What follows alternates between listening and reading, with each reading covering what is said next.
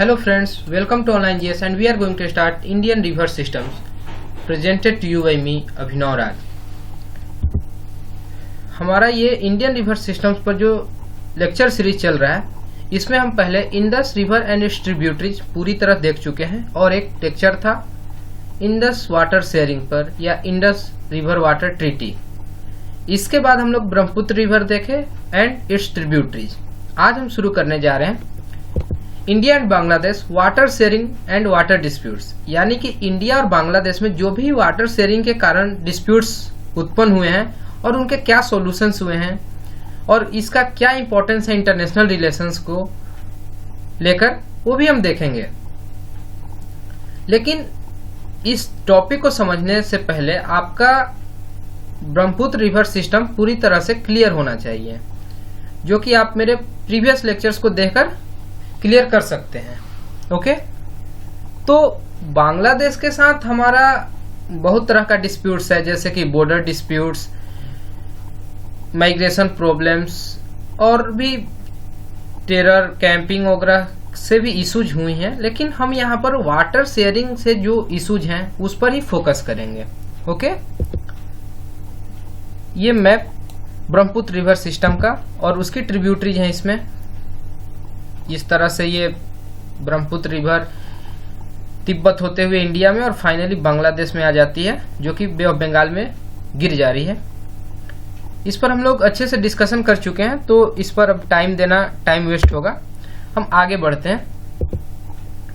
ये हमारा इंडिया का मैप है और ये इलिस्ट्रेट करने के लिए है कि ये जो बांग्लादेश है और ये इंडिया, ये क्या पोजीशन है, इंडिया के कौन कौन से स्टेट्स बॉर्डर शेयर करते हैं बांग्लादेश के साथ, ये जो भी हम लोग अभी देखेंगे। वैसे इंडिया 7 कंट्रीज के साथ बॉर्डर शेयर करती है, उसमें से सबसे लंबा या लॉन्गेस्ट बॉर्डर बांग्लादेश के साथ शेयर करती है इंडिया। वैसे सुनने में थोड़ा अटपटा जरूर लगता है, क्योंकि हम ये सोचते हैं कि चाइना का बॉर्डर तो बहुत लंबा है, तो चाइना का ही बॉर्डर सबसे लंबा होना चाहिए। लेकिन नहीं, ये यू शेप में है, इसलिए ये छोटा एरिया होते हुए बांग्लादेश का हमारे साथ लंबा बॉर्डर बनाता है। ओके, तो सबसे ज्यादा बॉर्डर हमारा हुआ बांग्लादेश के साथ, ये किलोमीटर में है। बांग्लादेश, फिर चाइना, तब पाकिस्तान, नेपाल, म्यांमार, भूटान और सबसे कम अफगानिस्तान के साथ 106 किलोमीटर। ओके, और सबसे ज्यादा हुआ बांग्लादेश के साथ अप्रोक्स 4100 किलोमीटर, यानी 4100 किलोमीटर, और एकदम एग्जैक्ट अगर बोलें तो 4096.7 किलोमीटर। ठीक है, ये इसका सोर्स है मिनिस्ट्री ऑफ होम अफेयर्स, जहां से ये मैंने डाटा ले रखा है। ओके,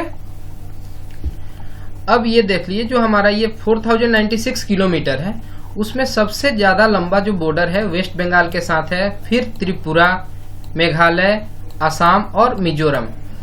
ये फैक्ट्स हैं और फैक्ट बेस्ड चीजें भी हमें जाननी पड़ती हैं, क्योंकि बहुत बार एग्जाम्स में इसे डायरेक्ट क्वेश्चंस आ जाते हैं। तो अगर फैक्ट्स हमारा क्लियर होगा तो हम बहुत इजीली ये क्वेश्चन कर सकते हैं। ठीक है, अब अगर हम मैप पर देखते जाते हैं, ये तो बांग्लादेश हो गया और ये इंटरनेशनल बॉर्डर है। तो यहाँ जो ये बॉर्डर बन रहा है, जिस पर अभी हम मार्क कर रहे हैं, इस तरह से यहाँ तक, ये वेस्ट बंगाल के साथ बांग्लादेश का इंटरनेशनल बॉर्डर है, जो कि 2217 किलोमीटर लंबा है। इसके बाद यहां से लेकर यहां तक असम का है और फिर थोड़ा दूर यहां तक, यानी 2 जगह असम का बॉर्डर है, जो कि 262 किलोमीटर 262 किलोमीटर है। यहाँ ये मेघालय का बॉर्डर है, मेघालय और बांग्लादेश बॉर्डर ऐसा बोलें ज्यादा सही होगा। इसकी टोटल लेंथ है 443 किलोमीटर। इस तरह से ये त्रिपुरा का बॉर्डर, जो कि टोटल लेंथ हो गया त्रिपुरा बॉर्डर का 856 किलोमीटर, और ये मिजोरम का बॉर्डर बांग्लादेश के साथ, ये 180 किलोमीटर है। यहाँ ये चितगांव पोर्ट है।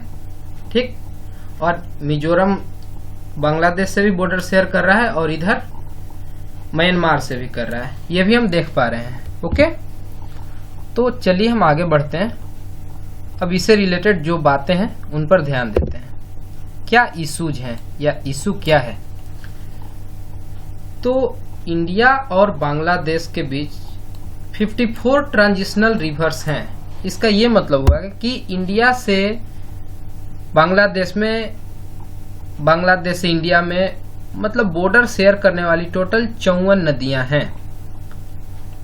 बांग्लादेश एक लोअर राइपेरियन कंट्री है और इंडिया अपर राइपेरियन कंट्री है। अपर लोअर राइपेरियन का ये मतलब हुआ कि अगर कोई ड्रेनेज सिस्टम है या ड्रेनेज पैटर्न है तो जिस देश से पहले नदी गुजरेगी और तब देश दूसरे देश में जाएगी, तो जिससे पहले गुजरेगी उसको अपर राइपेरियन कहेंगे और जिसमें बाद में जाएगी वो लोअर राइपेरियन होगा।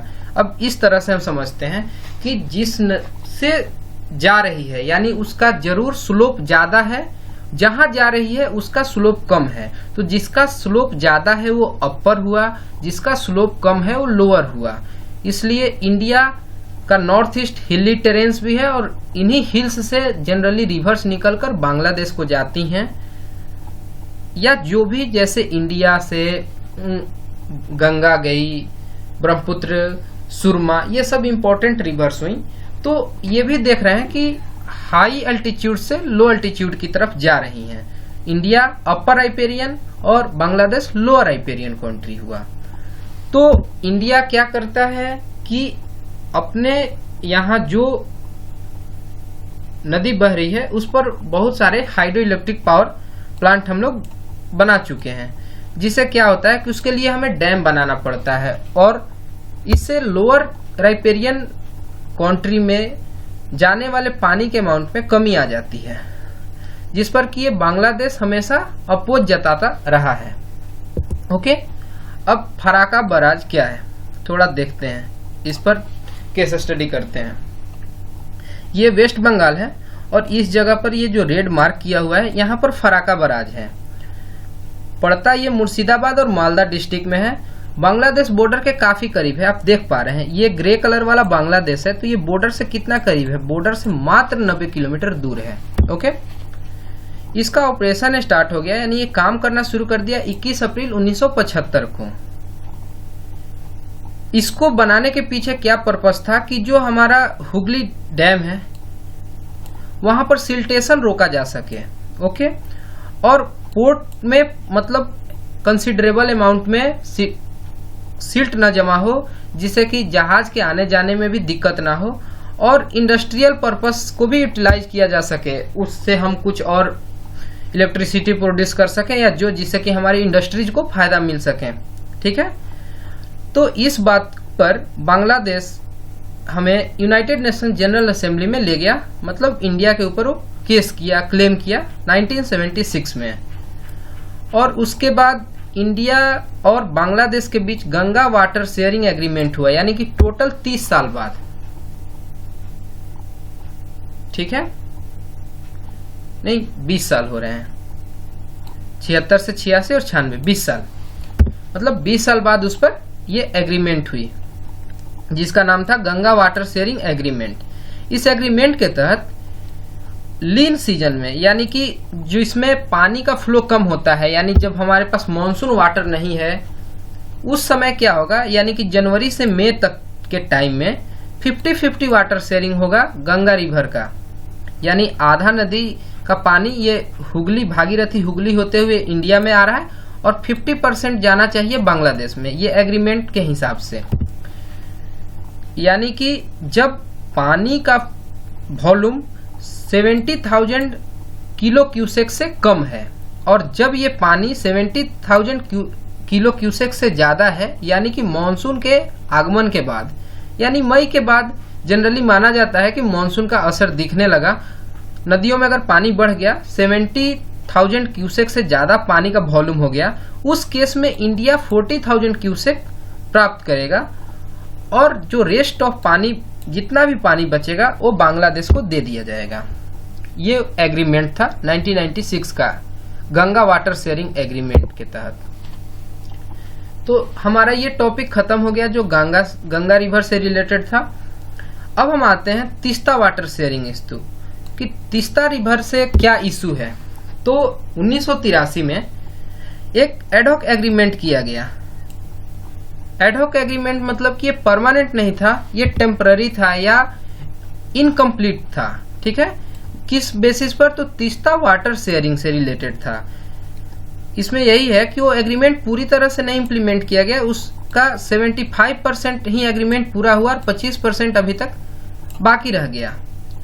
उस एग्रीमेंट में क्या कहा गया कि 39% तीस्ता वाटर का, तीस्ता नदी का जो भी पानी है 39% इंडिया को दिया जाएगा और 36% बांग्लादेश को। अब ये 39 और 36 को जोड़ते हैं तो ये 75 हो जाता है। तो इतने का एग्रीमेंट हो गया और बाकी का रह गया 25%। ठीक है, जिस पर कि अभी एग्रीमेंट नहीं हुआ है और यही बोन ऑफ कंटेंशन है, जो कि अनएलोकेटेड है 25%। बोन ऑफ कंटेंशन यानी विवाद का मुद्दा। अब तीस्ता वाटर शेयरिंग इशू में हम आगे देखते हैं कि 1984 में एक ज्वाइंट कमीशन का एस्टेब्लिशमेंट किया गया। Joint water commission was appointed. अब उसका क्या रिकमेंडेशन था कि increase in volume of water which is going in Bangladesh. तो कमीशन अपना रिकमेंडेशन दे रखा। अब आगे क्या होता है कि इंडिया का कहना है कि हम पानी का वॉल्यूम कितना बढ़ाएं और क्यों बढ़ाएं।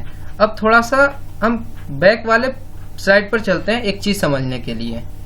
जैसे कुछ लोगों का कहना है कि रिकमेंडेशन है कि 50% water should be given to Bangladesh. तो ये 50% किसका?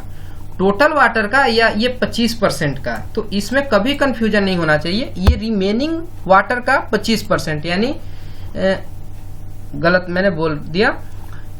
रिमेनिंग वाटर जो है 25%, उसका 50% यानी 12.5%। अब इसको 36 में जोड़ दिए तो ये हो रहा है 48.5%, न कि 50%। बांग्लादेश का यही डिमांड है कि हमें 48.5% वाटर दिया जाए, लेकिन इंडिया का क्या कहना है कि टोटल जो तीस्ता नदी है उसका 71% इंडिया में बहता है और बस 29% ही बांग्लादेश में बहता है। कैचमेंट एरिया से देखें तो इंडिया में तीस्ता नदी का 83% कैचमेंट एरिया है और बांग्लादेश में मात्र 17%। तो इस हिसाब से 36% जो हम पानी बांग्लादेश को दे रहे हैं वो मतलब पर्याप्त है, मोर देन एनफ, एडिक्वेट। कि गवर्नमेंट ऑफ इंडिया का स्टैंड है कि Bangladesh is getting it's due share, लेकिन बांग्लादेश का कहना है कि नहीं, हमें और भी वाटर का रिक्वायरमेंट है। तो यही इशू चलता आ रहा है। इस जगह पर तीस्ता बराज है यानी कि वेस्ट बंगाल में। अब आगे क्या होता है इसमें कि तीस्ता नदी, जैसे कि हम पहले देख चुके हैं कि यहाँ सिक्किम में जेमू ग्लेशियर से निकलता है और फिर ये वेस्ट बंगाल होते हुए बांग्लादेश में आती है और फिर ये ब्रह्मपुत्र नदी में मिल जा रही है। ओके, तो इसमें कौन कौन से प्लेयर्स इन्वॉल्व हुए? तो एक तो सिक्किम गवर्नमेंट हुई इंडिया में, सिक्किम और वेस्ट बंगाल गवर्नमेंट, और इंटरनेशनल प्लेटफॉर्म पर देख रहे हैं तो इंडिया और बांग्लादेश। ठीक है, अब देखते हैं कि वाई वेस्ट बंगाल नीड्स तीस्ता। वेस्ट बंगाल का तीस्ता रिवर से क्या कनेक्शन है, क्यों वेस्ट बंगाल इसको हमेशा एक पॉलिटिकल एजेंडा बनाकर और इसका फायदा उठाना चाहता है, या जो भी इससे रिलेटेड इश्यूज हैं। तो बहुत सारे वैल्यू पॉइंट्स हैं, इसको आप स्लाइड को पॉज करके आप देख सकते हैं। वैसे मेन पॉइंट यही है कि वेस्ट बंगाल का ये रीजन है, ये वाला पूरा, ये सिक्किम हुआ और इधर बांग्लादेश हुआ। तो तीस्ता नदी पर वेस्ट बंगाल में बहुत सारे बराज बनाए गए हैं, यानी डैम बनाए गए हैं, जिससे कि हाइड्रो इलेक्ट्रिसिटी प्रोडक्शन हो रहा है। मतलब करीब 70 मेगावाट बिजली पैदा की जा रही है। अगर कुछ भी डैम के पानी में कमी की जाती है तो बिजली में कमी होगी और उसके बहुत सारे साइड इफेक्ट्स भी होंगे। इसलिए वेस्ट बंगाल वाटर शेयरिंग के लिए कभी भी राजी नहीं हो रही है। ओके, अब आगे क्या है कि डिसएग्रीमेंट इंटरनली बिटवीन स्टेट्स। तो कौन से स्टेट्स हुए? सिक्किम और वेस्ट बंगाल। क्वेश्चन एक यहाँ राइज होता है, how much water West Bengal needs. आखिर वेस्ट बंगाल को कितना पानी चाहिए? और ये भी एक मजेदार बात है कि वाटर शेयरिंग एग्रीमेंट कोई भी नहीं है सिक्किम और वेस्ट बंगाल के बीच। ऐसा हम लोग जान रहे हैं कि इंडिया में वाटर जो है, रिवर वाटर, वो स्टेट सब्जेक्ट है। तो गवर्नमेंट ऑफ इंडिया कोई भी इंटरनेशनल पैक्ट साइन करती है या इंटरनेशनल एग्रीमेंट कर रही है, जैसे इस केस में इंडिया बांग्लादेश के साथ कर रही है, तो बिना इंडियन स्टेट्स जिससे वो रिवर गुजर रही है उनके कंसेंट के ये डिसीजन लेना भी किसी हद तक सही नहीं माना जाएगा। और दूसरी बात क्या है कि लैक ऑफ पब्लिक एजुकेशन। ये बात इसलिए है जैसे कि हर जगह वेस्ट बंगाल हो या बांग्लादेश, वो पॉलिटिक्स में लोगों को मोबिलाइज करते हैं। ये बांग्लादेश में बोलते हैं कि इंडियन गवर्नमेंट हमारे हक की पानी नहीं दे रही है, तो पब्लिक समझ नहीं पाती है चीज को, इसलिए पब्लिक एजुकेशन भी जरूरी है। अब इसका सॉल्यूशंस क्या हो सकते हैं? Priority for Bengal government but very difficult for Indian government. कहाँ ये हमें समझ आ गया उस चार्ट को देखकर, या जो फिगर हम लोग देखे कि इलेक्ट्रिसिटी प्रोडक्शन और भी वेरियस इश्यूज के चलते बंगाल गवर्नमेंट का प्रायोरिटी है तीस्ता, लेकिन ये डिफिकल्ट सिचुएशन पैदा कर दे रहा है इंडियन गवर्नमेंट के लिए। ठीक है, तो इस पर थोड़ा सा अच्छे से ढंग से एनालिसिस करना चाहिए। और दूसरा जो बात हुआ कि cost benefit analysis to be done and maintain status quo. Cost benefit analysis का क्या मतलब हुआ? कॉस्ट बेनिफिट एनालिसिस ये हुआ कि हम एनालाइज करेंगे कि ये कितना हमारे लिए प्लस पॉइंट है, कितना हम यहाँ मजबूत हैं, कितने जगह हम कमजोर हो रहे हैं, और फिर टोटल इसका एनालिसिस करके ऐसा नहीं कि हम बस अपना फायदा देखें या बांग्लादेश को फायदा पहुंचाएं। हम लोग दोनों कंट्री मिलके इस बात को डिसाइड करें कि दोनों के लिए क्या बेस्ट होगा, और फिर स्टेटस क्यू मेंटेन रखें। ओके, तीसरा बात हो गया कि leverage for comprehensive transit agreement. इसका ये मतलब हुआ कि हमें ऐसा बांग्लादेश के साथ डील कर लेना चाहिए कि ठीक है, हम आपको वाटर शेयर करेंगे, लेकिन बदले में आपको हमें बांग्लादेश के रास्ते, मतलब मेन लैंड से इधर नॉर्थ ईस्ट में, यानी कि अगर हम ऐसा कहें कि वेस्ट बंगाल से नॉर्थ ईस्टर्न स्टेट्स को आने जाने के लिए ट्रांजिट का रास्ता देना होगा। क्योंकि ये जो हमारा नॉर्थ ईस्टर्न का रूट है, ये तो एक बहुत हिली टेरेन है और मॉनसून के टाइम में वो नेविगेबल नहीं होती हैं या मोटरेबल रोड्स नहीं रह जाती हैं। इस चलते हमें ट्रांजिट का रास्ता मिले, तो हम ऐसा कुछ एग्रीमेंट भी कर सकते हैं। India Bangladesh joint stand for Tsangpo issue. और हम बांग्लादेश से अपना रिलेशन वाटर इशू में इसलिए खराब नहीं कर सकते हैं क्योंकि इंडिया भी एक लोअर राइपेरियन कंट्री है बांग्लादेश की तरह। अगर हम शांगपो रिवर की बात करें और किस तरह से चाइना शांगपो रिवर के इशू पर इंडिया को परेशान कर रहा है, तो इंडिया को अपना स्टैंड मजबूत लेने के लिए बांग्लादेश को भी अपने साथ रखना पड़ेगा। तो उस केस में हम बांग्लादेश के साथ अपना रिलेशन खराब नहीं कर सकते हैं। And CM of concern states to be members of the board. जो वाटर बोर्ड बना हुआ है उसके कंसर्न स्टेट के सीएम, यानी कि सिक्किम और वेस्ट बंगाल के सीएम भी होने चाहिए, क्योंकि ज्योति बासु ही ये गंगा रिवर पर जो फराका बैराज इशू था उससे रिलेटेड जो एग्रीमेंट हुआ उन्होंने साइन करा था। और लास्ट पॉइंट हुआ पब्लिक एजुकेशन, जो कि बहुत इंपॉर्टेंट है ताकि लोग समझ सकें रियल बात क्या है, पॉलिटिकल वो बातों में न आ जाए और फिर अपने नेबरिंग कंट्री को गलत समझें। ओके, ये देख लिया हम लोग। अब आगे देखते हैं। एक छोटा सा टॉपिक है फेनी रिवर इशू। फेनी एक नदी है जो कि त्रिपुरा से होकर बांग्लादेश में आती है, और थोड़ा इसका इशू है बॉर्डर से लेकर डिस्प्यूटेड है, क्योंकि जितना दूर फेनी रिवर बॉर्डर बना रही है तो उसमें क्या दिक्कत आई, जैसे कि एक इधर कंट्री है इंडिया या बांग्लादेश, ऐसे समझते हैं, या कोई भी दो कंट्रीज है। तो पहले 2014 तक या ये 2004 में ये इस तरह से नदी बह रही है। इसके वेस्ट साइड इंडिया है मान लेते हैं और ईस्ट साइड में बांग्लादेश है। लेकिन समय के साथ क्या हुआ कि नदी अपना कोर्स चेंज कर ली और अब इस जगह पर बहने लगी। तो हमारा जो एग्रीमेंट है कि फेनी रिवर के हमेशा वेस्ट साइड इंडिया होगा और ईस्टर्न साइड में बांग्लादेश, तब तो इंडिया जो इधर था अब इंडिया का टेरिटोरी यहाँ तक होना चाहिए। लेकिन ये जो फर्टाइल प्लेन है जो कि पहले से बांग्लादेशी उस पर खेती करते आ रहे हैं, जो कि चार लैंड बोलते हैं यानी कि फर्टाइल लैंड, तो वो अपनी जमीन को छोड़ने के लिए तैयार नहीं है। तो यहाँ पर क्या हुआ, रिवराइन बॉर्डर इशू है और उसके चलते जो प्रॉब्लम हमें फेस करना पड़ा। दोनों कंट्री का स्टैंड सही है, एग्रीमेंट के हिसाब से ये टेरिटोरी इंडिया में हो गया, लेकिन ह्यूमैनिटेरियन ग्राउंड्स देखें, ये बांग्लादेश के लोगों का जमीन था और अब उनका ये जमीन इंडिया में आ गया, तो वो अपना जमीन अगर छोड़ दें तो फिर वो खेती कहाँ करें और खाएंगे क्या। तो इसका पॉसिबल सोल्यूशन बस क्या हो सकता है कि अगर हम इस रिवर को इम्बैकमेंट कर दिया जाए, यानी नदी का फ्लो एक वेल मेंटेन्ड स्ट्रीम बना दिया जाए ताकि वो डाइवर्ट नहीं करे अपना रास्ता, तो इस इशू से हम निपट सकते हैं। ओके, तो आज के लिए इतना ही।